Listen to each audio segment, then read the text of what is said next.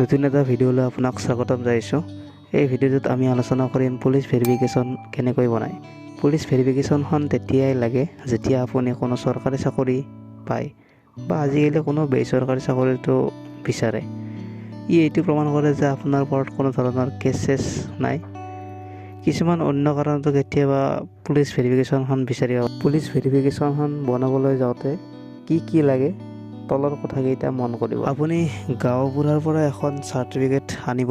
তাৰপিছত আপুনি আপোনাৰ SP অফিচত যাব লাগিব আৰু এপ্লিকেশ্যন এখন লিখিব লাগিব যে কিহৰ বাবে আপোনাক পুলিচ ভেৰিফিকেশ্যনখন লাগে। তাৰপিছত আপুনি সেইখন চাইনৰ বাবে জমা দিব লাগিব। অলপ ৰখি দিব, কিবা এটা নম্বৰ দিব আৰু চাইন হোৱাৰ পিছতে সেইখন আপুনি আপোনাৰ থানাত জমা দিব লাগিব। তাৰ লগতে আপুনি passport size photo 4 copy, pan card, voter card, Aadhaar card, xerox copy এটা তাৰ লগত গাঁঠি দি দিব।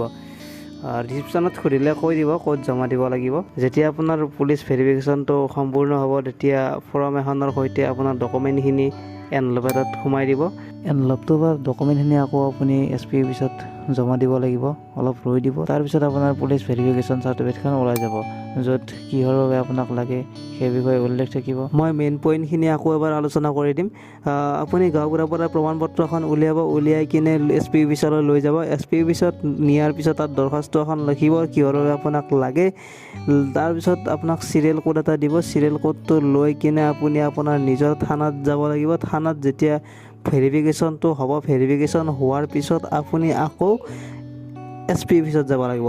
SP অফিচত যোৱাৰ পিছত যেতিয়া আপুনি অলপ টাইম ৰৈ দিব, তাত কামখিনি হোৱাৰ পিছত আপোনাৰ পুলিচ ভেৰিফিকেশ্যন চাৰ্টিফিকেটখন ওলাই যাব। আশা কৰোঁ ভিডিঅ'টো চাই উপকৃত হ'ল। যদি উপকৃত হ'ল লাইক এটা কৰি দিব। ভিডিঅ'টো শেষলৈ চোৱাৰ বাবে হৃদয়ৰ পৰা বহুত ধন্যবাদ।